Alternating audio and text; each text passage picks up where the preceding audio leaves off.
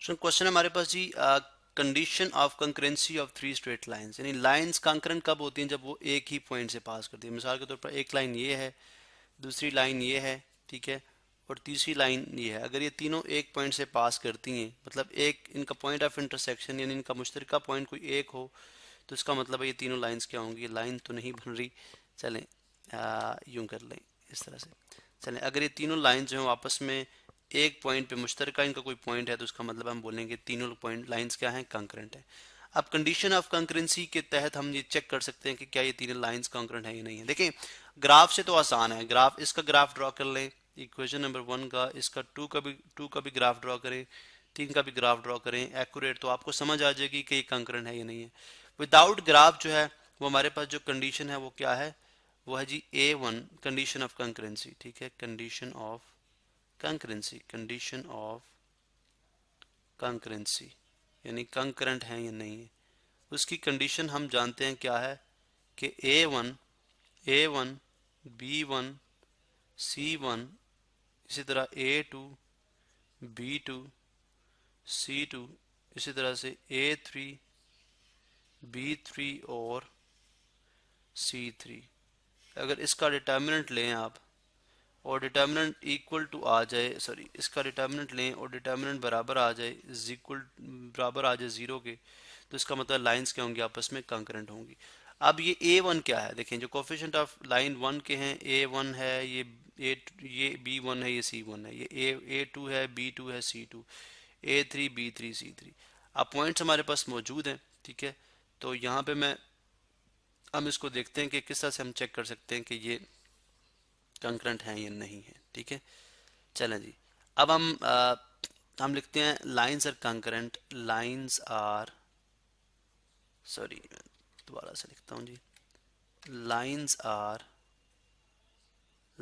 Are concurrent concurrent if आप इनके जिस तरह आपने यहाँ पे डिटर्मिनेंट लिखा है इस तरह आप यहाँ पे भी डिटर्मिनेंट लिखेंगे, ठीक है। इफ क्या कंडीशन है जी, 1 4 3 5 -4 -5 2 2 और 1। इसका अगर आप डिटर्मिनेंट लें तो डिटर्मिनेंट किसके बराबर आ जाए, जीरो के, तो इसका मतलब है लाइंस क्या होंगी, आपस में कंकरेंट होंगी, ठीक है। इसी तरह से अब इसको अब हमने साबित करना है कि क्या ये कंकरेंट, अगर डिटर्मिनेंट के जीरो आ गया तो, ठीक है। चलिए हम ले लेते हैं, ये राइट हैंड साइड है, लेफ्ट हैंड साइड हम ले लेते हैं। लेफ्ट हैंड साइड को अगर जीरो के इक्वल आ जाती है तो इसका मतलब है, अदरवाइज नहीं होगा लेफ्ट हैंड साइड। तो अब देखिए लेफ्ट हैंड साइड क्या है हमारे पास, यही है, इसको मैं कॉपी कर लेता हूँ, ठीक है, यही हमारे पास लेफ्ट हैंड साइड है। इसको मैं यहाँ से कॉपी कर लेता हूँ, चलें यहाँ पे मैंने इसको कॉपी कर लिया, ठीक है। और अब हम इसका डिटर्मिनेंट लेके देखते हैं क्या ये वाकई जीरो के इक्वल आता है या नहीं आता, ठीक है। इस पे प्रो ऑपरेशन अप्लाई कर लें, कॉलम ऑपरेशन अप्लाई कर लें, कुछ भी कर लें, या इसका सिंपल डिटर्मिनेंट ले लें। वो किस तरह से लिया जाता है कि फर्स्ट एंट्री पॉजिटिव, ठीक है, पॉजिटिव यानी फर्स्ट पॉजिटिव आ जाएगा, इस रो को छोड़ देंगे, इस कॉलम को छोड़ देंगे, आप इन दोनों को क्रॉस मल्टीप्लाई कराते हैं, ठीक है। तो ये आ जाएगा -4 इंटू 1, इस तरह से माइनस -5 इंटू 2, -5 इंटू 2, ठीक है। ये तो फर्स्ट के लिए आ गया। उसके बाद फर्स्ट पॉजिटिव फिर सेकंड नेगेटिव, -4। क्या करेंगे, इस रो को अब और इस कॉलम को, यानी इस रो को और इस कॉलम जिसमें वो एंट्री मौजूद होती है उस रो उस कॉलम को छोड़ दिया जाता है। बाकी को 5 multiply by 1 minus -5 multiply by 2, ठीक है। और लास्ट फिर पॉजिटिव +3, इस रो को छोड़ दें और इस कॉलम को छोड़ दें, यानी अब इस रो को इस कॉलम को, तो ये आ जाएगा इसको, ठीक है। 5 multiply by 2 minus -4 multiply by 2।